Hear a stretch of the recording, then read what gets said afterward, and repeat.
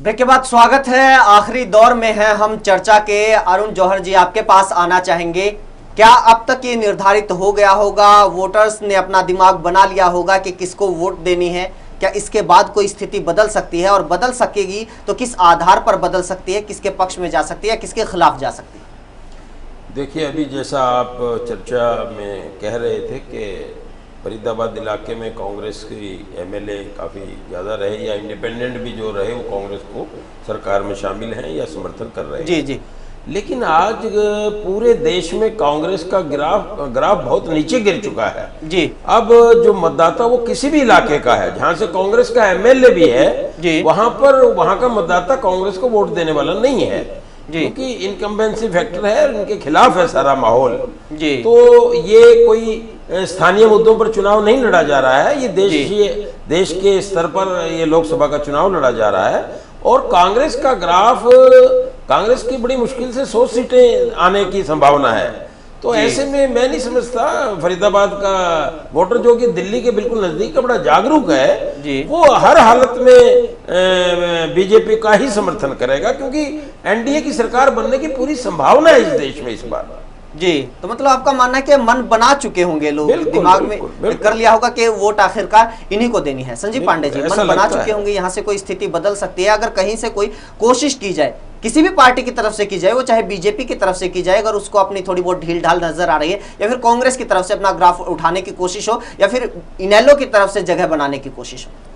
देखिए, बात यह है कि जो पिछले 3-4 दिनों में जो नरेंद्र मोदी का जो एक बहुत एग्रेसिव कैंपेन हुआ है उसका लाभ भारतीय जनता पार्टी को मिला है।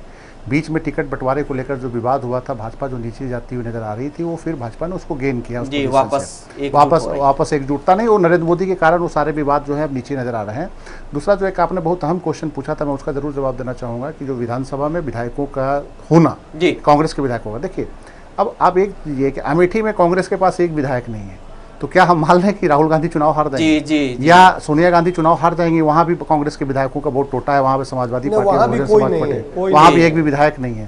पहली बात। दूसरी बात कि जो शुक्ला जी ने पहले बोला था कि हरियाणा में जब 2010 में विधानसभा चुनाव हुए और लोकसभा चुनाव हुए, तो देखिए दोनों में जबरदस्त अंतर आया। कहाँ लोकसभा में कांग्रेस 9 सीट लेके गई और विधानसभा में कहाँ 40 विधानसभा सीटों पर अटक गई और कांग्रेस की सारी लीड नीचे आती गई।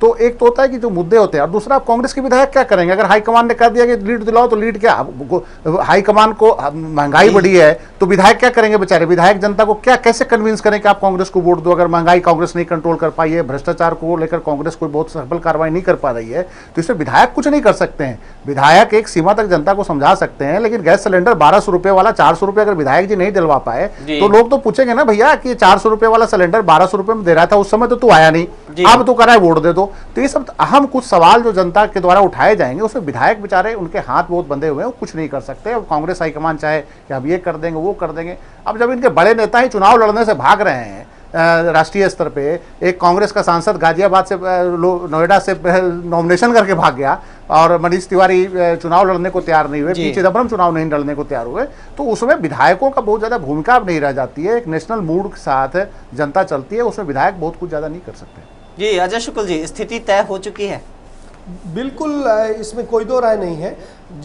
पूरी तरीके से मुझे लगता है, जैसा मैंने भी अभी बीते दिनों दौरे भी किए हैं, तो उसमें मुझे तो ये लगा कि जनता लगभग मन बना चुकी है। जो टिकट को बंटवारे को लेकर के जो विवाद खड़े हुए थे, लग रहा था कि बीजेपी इसमें लूज करेगी, लेकिन धीरे धीरे मुझे लग रहा है कि वो गेन कर रहे हैं और बड़ा अच्छा कर रहे हैं। और चूंकि उसकी वजह ये है कि लोकसभा चुनाव राष्ट्रीय परिदृश्य को ध्यान में रखते हुए होता है, और उसमें लोग देश का भविष्य तय करने की बात करते हैं, छोटे मोटे मुद्दों को और उनको लेकर के सड़क आखिरी दौर में एक एक शब्द का जवाब तमाम मेहमानों से। डॉक्टर आरसी गोयल जी, कौन सी पार्टी, कौन सा उम्मीदवार?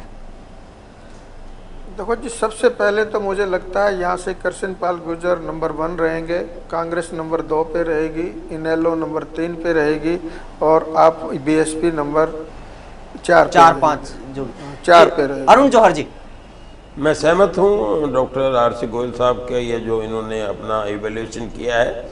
हर हालत में मुझे लगता है कि निश्चित तौर पर कृष्ण पाल गुर्जर वहाँ से सांसद चुने जाएंगे फरीदाबाद लोकसभा। संजीव पांडे जी, देखिए निश्चित रूप से जो मैं तो मानता हूँ कि त्रिकोणात्मक संघर्ष होने के बावजूद मोदी फैक्टर जो है वो कहीं ना कहीं भाजपा को लीड दिलवाए हुए हैं। अजय शुक्ल जी, बिल्कुल, मैं इस बात से सहमत हूँ कि मोदी की हवा जो है कृष्णपाल गुर्जर के लिए अमृत साबित होगी। और वहाँ पर जो गोयल साहब ने जो बिल्कुल चारों पार्टियों का, पांचों पार्टियों का बताया, वही स्थिति होगी, वही क्रम रहना चाहिए। जी, बहरहाल चर्चा में जो निकलकर सामने आ रहा है, सोचने की ज़रूरत है, कांग्रेस को सोचने की ज़रूरत है, यहाँ पर इंडियन नेशनल लोकदल को। संजीव पांडे जी बहुत बहुत शुक्रिया आपका हमारे साथ जुड़ने के लिए। अजय शुक्ल जी बहुत बहुत शुक्रिया। डॉक्टर आरसी गोयल जी बहुत बहुत शुक्रिया। अरुण जौहर जी बहुत बहुत शुक्रिया तमाम मेहमानों का चर्चा में शामिल होने के लिए। इजाज़त दीजिए, लेकिन आप देखते रहिए A1 तहलका हरियाणा। नमस्कार।